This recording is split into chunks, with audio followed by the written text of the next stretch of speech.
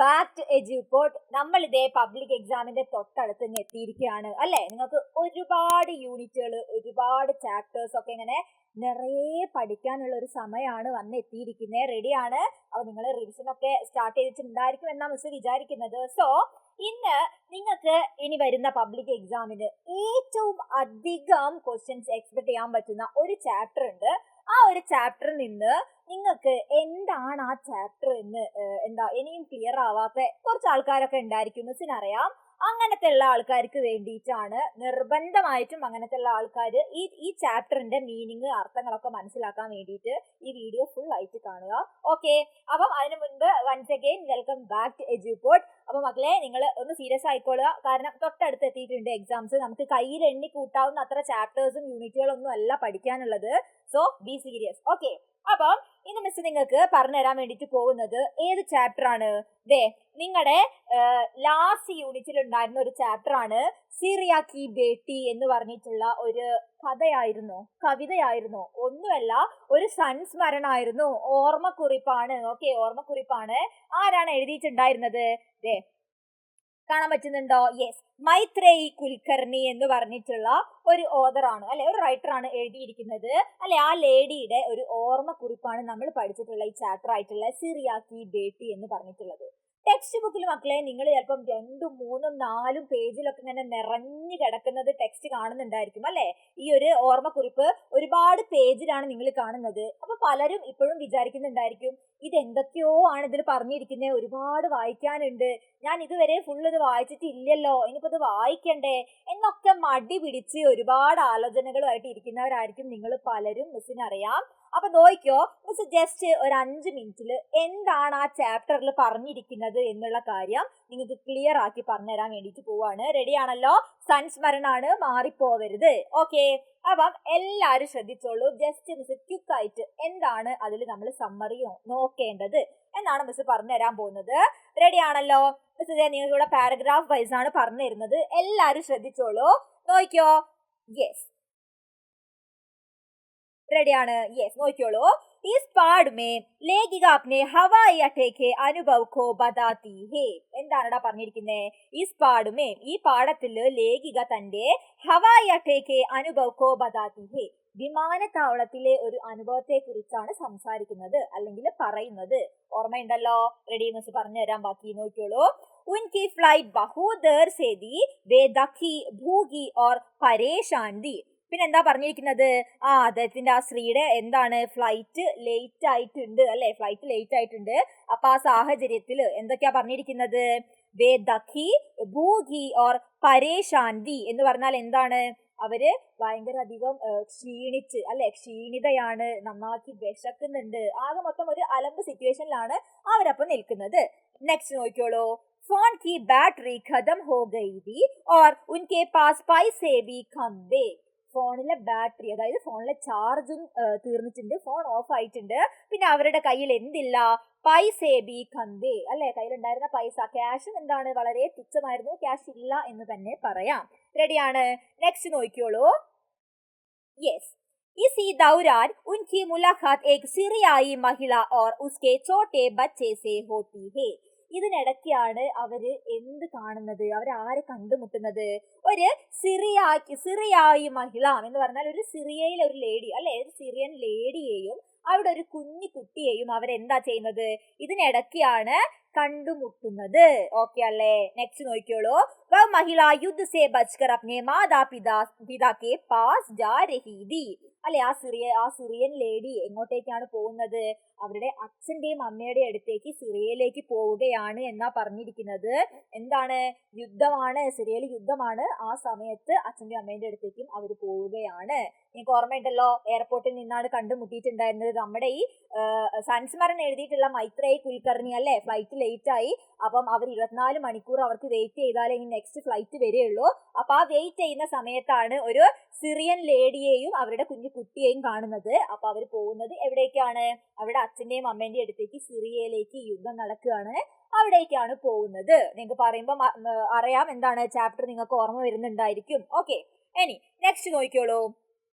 മഹിള ബഹൂത്ത് ശാന്ത് ധൈര്യവാൻ ഓർ സ്നേഹീതി. അപ്പൊ കണ്ടിട്ടുള്ള ലേഡി, ആ മഹിള എങ്ങനെയായിരുന്നു? വളരെ കാമാണ് അല്ലെ, വളരെ കാമാണ്. പിന്നെ നല്ല എന്താണ്, ധൈര്യവാൻ എന്ന് പറഞ്ഞാൽ എന്താ, ധൈര്യമുള്ള എന്നൊക്കെയാണ് അർത്ഥം. പിന്നെ എന്താണ് സ്നേഹീതി, സ്നേഹീതി എന്ന് പറഞ്ഞാൽ എന്താ, നല്ല വാത്സല്യമുള്ള അല്ലെ, ഒരു കാം ആയിട്ടുള്ള ഒരു പേഴ്സൺ ആയിരുന്നു. ഉസ്നെ അപ്നി പാനി കി ബോത്തൽ ലേഖിക കോ ദേ ദി. എന്താണ് അവർ ചെയ്തിട്ടുണ്ടായിരുന്നത്? അവരുടെ വെള്ളത്തിന്റെ ബോട്ടിൽ ലേഖികയ്ക്ക് നൽകിയിട്ടുണ്ടായിരുന്നു അല്ലെ. ലേഖികയുടെ അടുത്ത് ഒരു വെള്ളത്തിന്റെ ബോട്ടിൽ മേടിച്ച് കുടിക്കാനുള്ള ക്യാഷ് ഇല്ലായിരുന്നു അല്ലെ, അവരുടെ കാർഡ് വർക്ക് ചെയ്യുന്നില്ലായിരുന്നു എന്നൊക്കെ നമ്മൾ പഠിച്ചിട്ടുണ്ട്. അപ്പൊ ആ സമയത്ത് ഈ സിറിയൻ ലേഡി അവർക്ക് ബോട്ടിൽ കൊടുക്കുകയാണ്. ബോത്തൽ എന്ന് പറഞ്ഞാൽ ബോട്ടിൽ ആണ്. നെക്സ്റ്റ് നോക്കിയോളൂ. बातचीत के दौरान लेखिका को पता चलता है कि सीरिया में भयंकर युद्ध चल रहा है, लोग अपने घर छोड़ने को मजबूर है और बच्चों को बहुत कष्ट सहना पड़ रहा है. അപ്പം ഈ സിറിയൻ ലേഡിയനായിട്ട് സംസാരിച്ചിരിക്കുന്നതിനിടയ്ക്ക് അവരുടെ ബാത്ചീത്ത് എന്ന് പറഞ്ഞാൽ കോൺവെർസേഷൻ ആണ്. ഓക്കെ, കേട്ടോ, ബാത്ചീത്ത് എന്ന് പറഞ്ഞാല് കോൺവെർസേഷൻ. ഓക്കെ, അപ്പൊ അവരുടെ കോൺവെർസേഷൻ ഇടയ്ക്ക് നമ്മുടെ ലേഖികയായിട്ടുള്ള മൈത്രേയി കുൽക്കർണി മനസ്സിലാക്കുകയാണ്. എവിടെയാണ്? സിറിയാമയം ഭയങ്കർ യുദ്ധ ചൽ രഹാ ഹേ, സിറിയയില് അല്ലെ അതിഗംഭീരമായിട്ടുള്ള ഒരു യുദ്ധം നടന്നുകൊണ്ടിരിക്കുകയാണ്. ലോഗ് അപ്നെ ഗർ ചോഡ്നേക്കോ മജ്ബൂർ ഹേ. പിന്നെ എന്താ പറഞ്ഞിരിക്കുന്നേ? യെസ്, അവിടുത്തെ ആൾക്കാരൊക്കെ വീട് വിട്ടുപോകാൻ നിർബന്ധിതരാവുകയാണ്. കുട്ടികളൊക്കെ ഭയങ്കരമായിട്ടും കഷ്ടപ്പാടല്ലേ, കുട്ടികളൊക്കെ ആകെ മൊത്തം കഷ്ടപ്പാട് അനുഭവിച്ചുകൊണ്ടിരിക്കുകയാണ് എന്ന് നമ്മുടെ മൈത്രേയി കുൽക്കർണി മനസ്സിലാക്കി. നെക്സ്റ്റ് എന്താ പറഞ്ഞിരിക്കുന്നേ? ഉസ് മഹിളാക്കി ആംഗോ may Dard ടർ or Mamata SAFF ദിക്കായി ദേത്തി ഹേ. അപ്പൊ ആ സിറിയൻ ലേഡിയുടെ കണ്ണുകളിൽ എന്തുണ്ടായിരുന്നു? എന്താ പറഞ്ഞിരിക്കുന്നത്? ദർദ് ടർ ഓർ മമത എന്ന് പറഞ്ഞാൽ എന്താണ്? ദർദ് ടർ ഓർ മമത എന്ന് പറഞ്ഞാല് വേദനയും ഒരു തരം അനുകമ്പയും അല്ലെ. പിന്നെന്താണ് മമത എന്ന് പറഞ്ഞാൽ എന്താണ്? അനുകമ്പ എന്നാണ് അല്ലെ. ഒരു തരം പേടിയും ഒരു വാത്സല്യവും അനുകമ്പയും എല്ലാം ഉണ്ടായിരുന്നു എന്നാണ് പറഞ്ഞിരിക്കുന്നത്. ലാസ്റ്റിലേക്ക് നോക്കിയോളൂ, എന്താ പറയുന്നേ?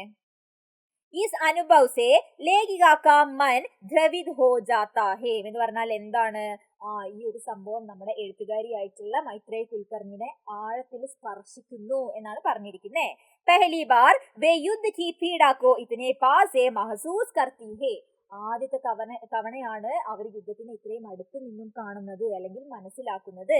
ഉൻഹേ ലഗ്താ ഹേ കി യുദ്ധ സബ്സെ അധിക് ബച്ചോം ഓർ നിർദർശ് ലോഗോം കോ നുക്സാൻ പഹുഞ്ചാത്താ ഹേ. നമ്മുടെ എഴുത്തുകാരി എന്താണ് മനസ്സിലാക്കുന്നടാ?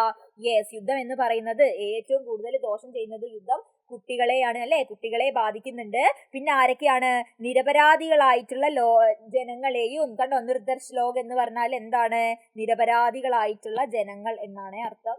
യെസ്, അപ്പം നമ്മുടെ റൈറ്റർ മനസ്സിലാക്കുകയാണ് എന്താണ് യുദ്ധം ഏറ്റവും കൂടുതൽ ബാധിക്കുന്നത് കുട്ടികളെയും നിരപരാധികളായിട്ടുള്ള ആൾക്കാരെയും ആണ് എന്നാണ് മനസ്സിലാക്കുന്നത്. ദേവയുടെ നിർദ്ദർശ ലോഗ് എന്ന് പറഞ്ഞാൽ നിരപരാധികളായിട്ടുള്ള ആൾക്കാർ എന്നാണ് മീനിങ്. ഇനി ലാസ്റ്റിലേക്ക് നോക്കിയോളൂ, എന്താണ്? യേ കഹാനി മാനവത കരുണ ഓർ യുദ്ധ की भयभावना को दर्शाती है तथा बताती है कि हर बच्चे को शांति और सुरक्षित जीवन का अधिकार है. എന്താണ് ഈ ഒരു കഥ അല്ലെ, ഈ ഒരു സംസ്മരണയിലൂടെ ഈ ഒരു കഥ പറഞ്ഞിരിക്കുന്നത് എന്താണടാ? യെസ്, മനുഷ്യത്വത്തിന്റെയും കാരുണ്യത്തിന്റെയും, ഇവിടെ മിസ് മാർക്ക് ചെയ്ത് തരാം.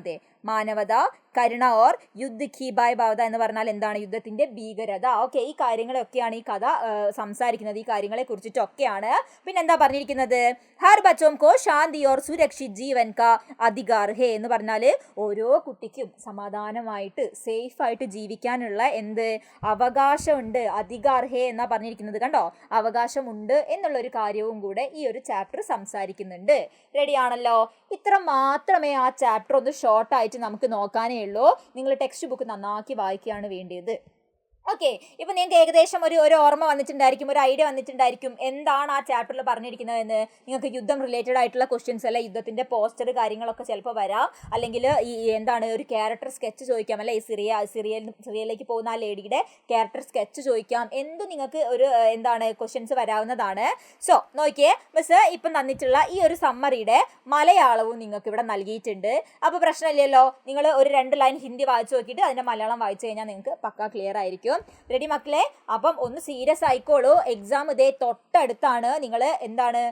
നിങ്ങൾ പാസ്സാക്കി വിടുന്ന ആ ഒരു പരിപാടി ഇനി ഇല്ല. നിങ്ങൾ വീണ്ടും എക്സാം എഴുതി പാസ്സാവേണ്ടി വരും എങ്ങാനും തോറ്റുപോയാൽ. ഓക്കെ മക്കളെ, അപ്പം എല്ലാവരും നന്നാക്കി അടിപൊളിയാക്കി പഠിക്കാൻ വേണ്ടിയിട്ട് തുടങ്ങിക്കോളൂ.